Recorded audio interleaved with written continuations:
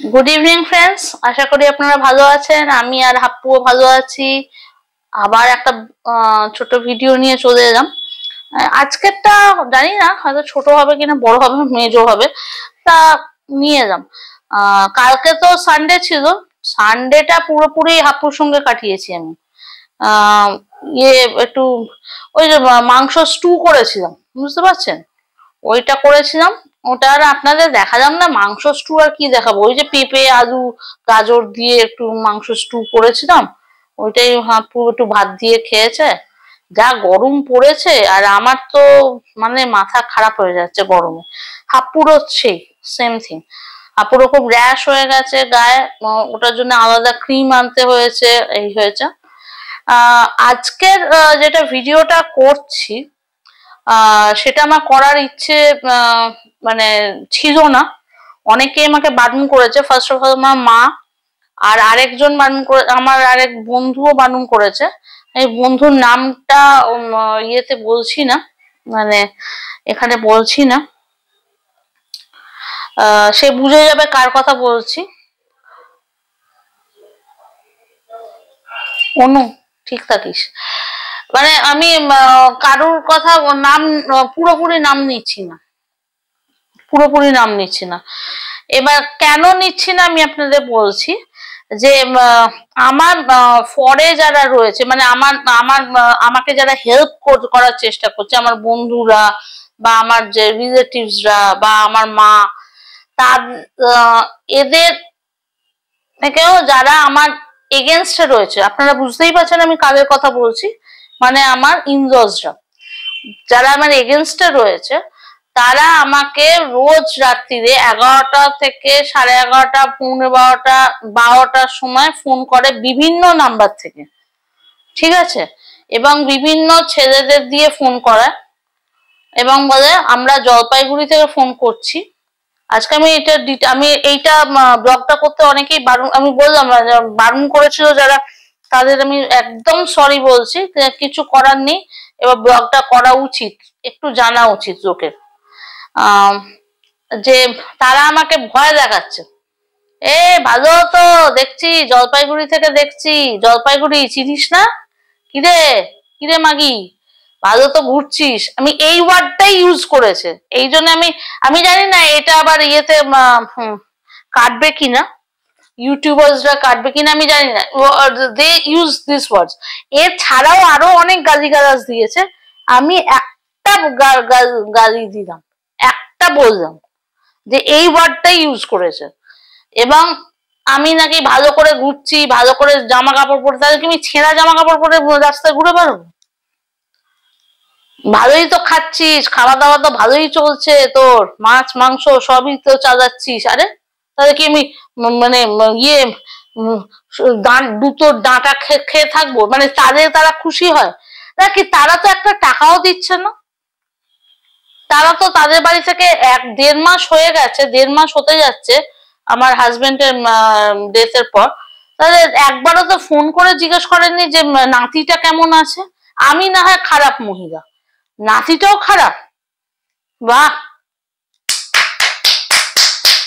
খুব ভালো, খুব ভালো দেববংশ, খুব ভালো। আমি এটা হাততালি দিয়ে বললাম, খুব ভালো এই ফ্যামিলি।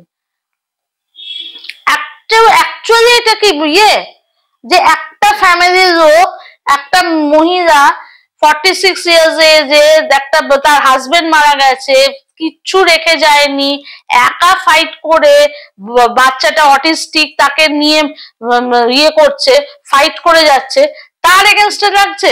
তাহলে আমি কি জামা কাপড় ছেড়ে কি ছেঁড়া জামা কাপড় পরে যাবো?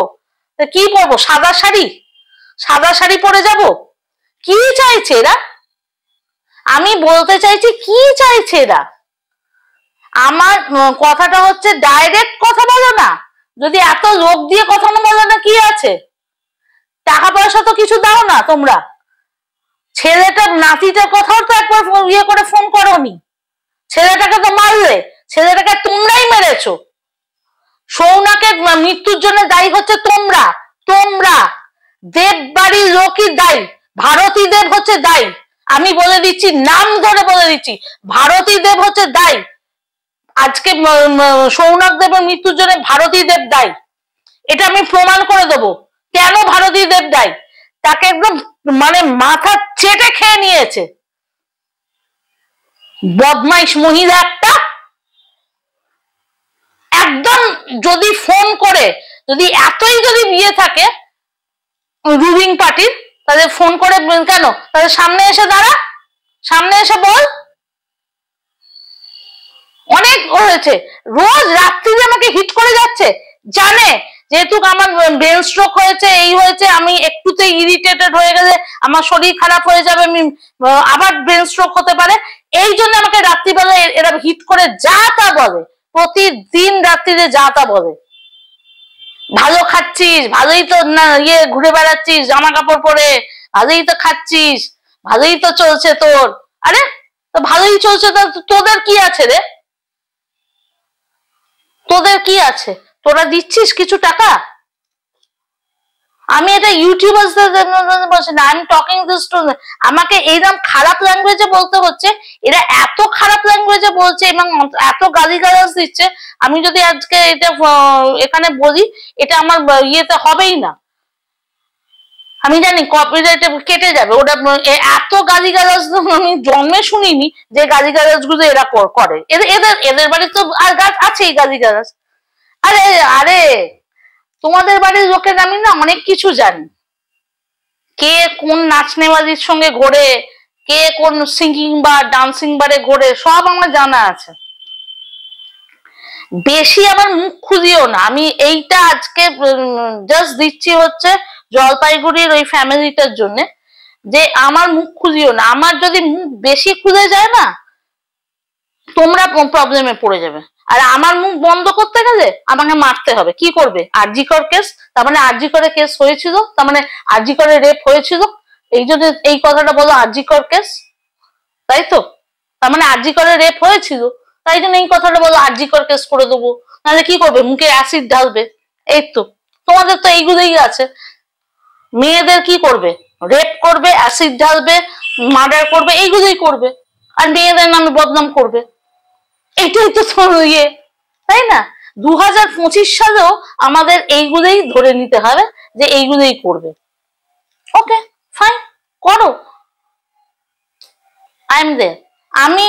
আমি বলছি, তাও আমি আজকে ইয়ে করলাম যে আমি আজকে এই ব্লগটা করার আমার কোনো ইচ্ছেই ছিল না, অনেকেই বারণ করেছে, আমার বন্ধু বান্ধব, আমার বাড়ির লোক সবাই বারণ করেছিল যে এটা বলার তোর দরকারই নেই, যে তোকে প্রতিদিন রাত্রিরে এরকম ফোন করে ইরিটেট করা হচ্ছে বিভিন্ন নাম্বার থেকে, কিন্তু তাও আমি এটা করলাম যে জানাবার জন্য আপনাদের। এবং আপনারা যদি কেউ জানতে চান যে কি কি নাম্বার, আপনারা আমাকে কমেন্টসে দেবেন, আমি আমি আমি একদম ইয়েতে দিয়ে দেবো যে ওই নাম্বারগুলো কি কি আছে, আমি নাম্বারগুলো সেভ করে রেখেছি। ঠিক আছে, thank you, see you in the next blog.